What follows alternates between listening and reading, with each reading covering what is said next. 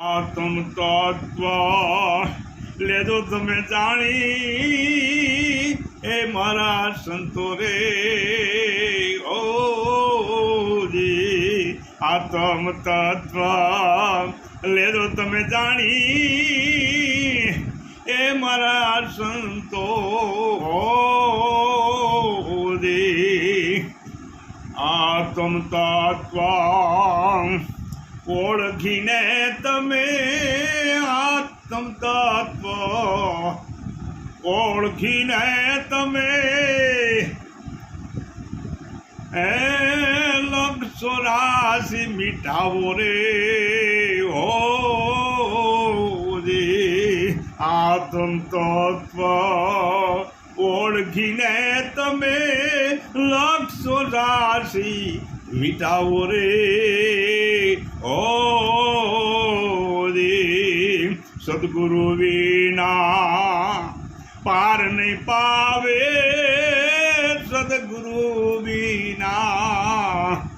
સદગુરુ વિના પાર નવ પાવો એ કરી લો મૂળની એ કમાયું રે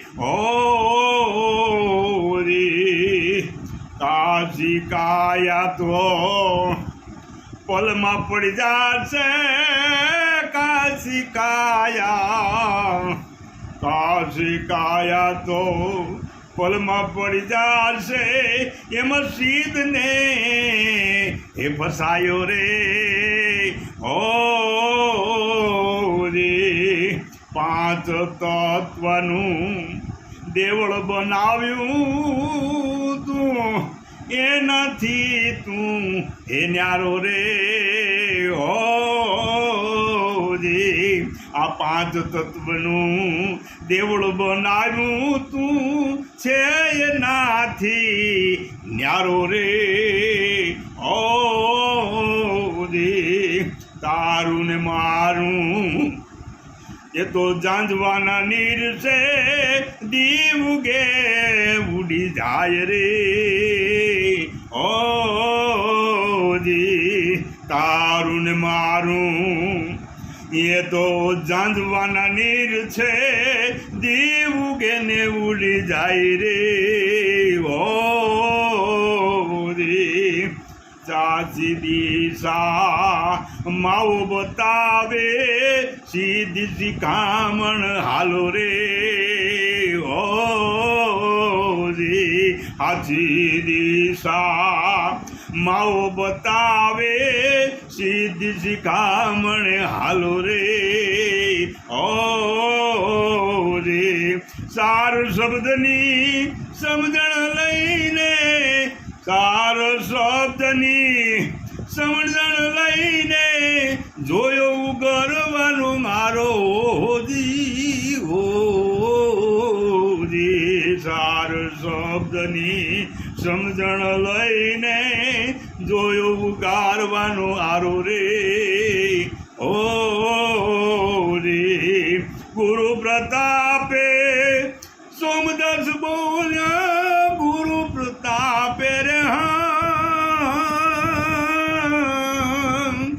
ગુરુ પ્રતાપે સોમદાસ બોલ્યા માન મોટપ કોરે મેલી રે ઓજી એ માન મોટપ કોરે મેલી રે ઓજી આ અમારા ગુરુદેવા ભાઈ રામદાસભાઈ તેમણે બહુ જબરદસ્ત બનાવ્યું કે આત્મને ઓળખવાની જે વાત કરી છે 84 લાખનો ફેરો આ ટાળવા માટે જો કોઈ એવા સાચા સંત અને ગુરુ મળે તો એ ઈશ્વરની ગતિ પામવા માટે એની કમાયું કરવા માટે આ જગતમાં જીવ આવ્યો છે આ દેહ મળ્યો છે ઈશ્વરની પ્રાપ્તિ માટે તમે કોણ છો તમે ક્યાંથી આવ્યા અને ક્યાં જવાનું છે એ મનુષ્ય દેહ 84 લાખમાં એક જ નક્કી કરી શકે છે બીજો કોઈ જીવ પામી શકતો નથી તો આ એક પલ જાય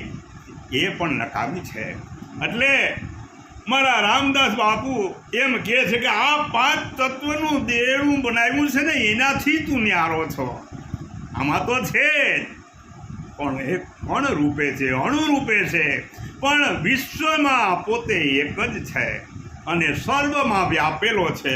એવો આ જે ઈશ્વર છે એને જો કોઈ એવા સત્વાદી ગુરુ મળે તો એ ઈશ્વરને દેખાડી અને બતાવી શકે કે આ ઈશ્વર છે. પણ જ્યાં સુધી કોઈ દિશા ન મળે, જ્યાં સુધી તમારું અજ્ઞાન ન ટળે, ત્યાં સુધી ઈશ્વરનો ભેદ ન મળે. કારણ કે ઈશ્વરને ભેદ પામવા માટે અજ્ઞાનતા દૂર કરવી પડે અને કોઈ સંતને શરણે જઈ સર્વસ્વ અર્પણ કરી અને નિરાધાર બની અને શરણે જતો રહીએ ત્યારે જવાબદારી એની થાય છે. પણ જ્યાં સુધી જીવ પોતાનું મારું મારું કરી અને આ જગતમાં આવીને ભેગું કરી અને છેદ સુધી આમનમ જોતો રહીએ, પણ એક પલની દિશા પોતે કોણ છે, પોતે ક્યાંથી આવ્યો છે ને ક્યાં જવાનો છે જાણી શકતો નથી અને 84 લાખ યોનિમાં ભટકે છે. એટલે મહાનમાં મહાન યોનિ આ મનુષ્ય યોનિ મળી છે. એમાં કોઈ શાસ્ત્રા સદગુરુને મેળવી લ્યો અને એ શ્વાસના આવન જાવનમાં તમને દિશા બતાવી દે એટલે મારો નાથ આ સામે છે, દૂર નથી. પલમાં તમને ભેટી પડે પણ સર્વ અર્પણ કર્યા પછી, સર્વ અર્પણ થયા પછી તમારી જવાબદારી નથી. જેણે તમને મોકલ્યા છે એ જ તમને લઈ જશે, તમારી સત્તામાં નથી. એટલે આ જગતમાં કમાવા માટે આ જે કંઈ આવ્યા છે આ કરાવે, પ્રકૃતિ કરાવે છે, માયા કરાવે છે. આ દેહ માયાનો છે, શક્તિનો છે. આ શક્તિનો આ દેહની અંદર જીવનું કંઈ હાલતું નથી. અને જો જીવનું હાલતું હોય તો આ જગત છોડીને આપણે જવું નથી, કારણ કે આ તો મનુષ્ય દેહ મહાન છે. પણ આ પ્રકૃતિ જ ઉઠાડે છે, પ્રકૃતિ જમે છે, પ્રકૃતિ સર્વ કાર્ય કરે છે. તમે કંઈ કરતા જ નથી. તમે ઈશ્વરને પામવા આવ્યા છો અને આ સબસ્ટેશન છે, સબસ્ટેશનમાં બેઠા ત્યાં સુધી તમે ઈશ્વરને પ્રાપ્તિ કરી શકશો. આ પટમાં જાશો પછી તમને ઈશ્વર નહીં મળે. આ પટમાંથી ઊભો થયો ઘટ બન્યો અને ઘટમાંથી પાછો પટ થવાનો છે મારા બાપલા. એટલે કોઈ સારા સંત ગુરુને શરણે જઈ, તત્વજ્ઞાની એવા મહાન ગુરુને શરણે જઈ અને સર્વસ્વ અર્પણ કર્યો એટલે ઈશ્વર તમને સામે છે. કારણ કે આ બધાના નિયમો લાગુ પડે છે. આ નિયમ તો પ્રકૃતિના નિયમ છે. અહીંયા આ માથાથી પગ સુધીનો આ ગોળો છે, માયાવી ગોળો છે. અને માયાના અંદર આ નજરું બધે નજર દેખાય છે ને, આ બધી માયા છે. આ બે નેત્રો માયા જોવાના છે, ઈશ્વરને જોવાના નથી. તો માયલાની અંદર જંપ લાવો. માયલાની અંદર જંપ લાવશો તો તમને ઈશ્વરની પહાડ મળશે અને તમે કોણ છો, તમારે ક્યાં જવું છે એ તમે નક્કી કરી શકશો. 84 લાખમાં કેટલા વર્ષો સમયે આજે આ મનુષ્ય અવતાર મળ્યો છે માંડ કરી અને પાછો આ 84માં ફેરા ફરવાના છે, સુખ દુઃખના ચક્રો કાપવાના છે, કર્મોના બંધનમાં ઘેરાવાનું છે. એટલે હે જીવ જાય, તને કોઈ જગાડનારું આવે તું જાય. જો તું જાગીશ તો તું એને પામીશ, કારણ કે એ સતત જાગે છે, એ ઊંઘતો નથી. આ દેહમાં 5 તત્વની કાયામાં આ દેહને થાકોડો લાગે છે, ઊંઘ એને છે. આ તો સતત જાગનારો છે, આ માયા રચનારો છે. એ માલિક સર્વવ્યાપ, સર્વ જગાએ, સર્વમાં કોણે કોણમાં સમાયેલો છે. કોઈ જગ્યા એના વગર ખાલી નથી. એટલે અમારા સોમદાસ બાપુએ આ ભજન બનાવ્યું છે, આપની સમક્ષ રજૂ કર્યું છે. બહુ સરસ ઉપમા આપી છે, સમજણ આપી છે.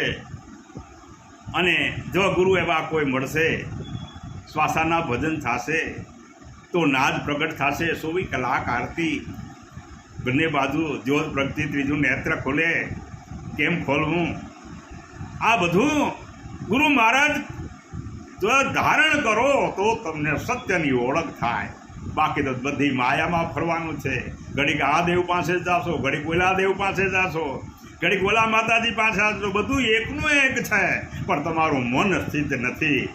જ્યાં શ્રદ્ધા અને ભક્તિ, શ્રદ્ધા અને વિશ્વાસની ભક્તિ છે, અને જો આ પ્રાપ્ત કરીશો ને, સત્તા જ્યાં માનો ત્યાં પોતે ઊભો છે, અને જે રૂપે માનો એ રૂપે તમને દેખાડો આપે છે. એટલે કોઈને ખબર નથી પડતી, સમજ નથી પડતી કે મારી કોને પાસે જાઉં. આ બધા જીવાત્માઓ આ યોની ઈશ્વરમાંથી જ આવ્યા છે ને ઈશ્વરમાં સમાવાના છે. પણ કર્મના બંધન જો છૂટે, એટલે કીધું કે હર હર મહાદેવ. આ આપણો બાપ છે, આપણો આદિ ગુરુ છે, એણે કીધું કે હાથ હજર કરી દો, પ્રતાપ જ છોડી દો, તો તમને પાપ અને પુણ્ય અને કર્મ લાગુ નથી. તમે ઈશ્વર છો. જાગો, જાગો. જય સદગુરુદેવની જય.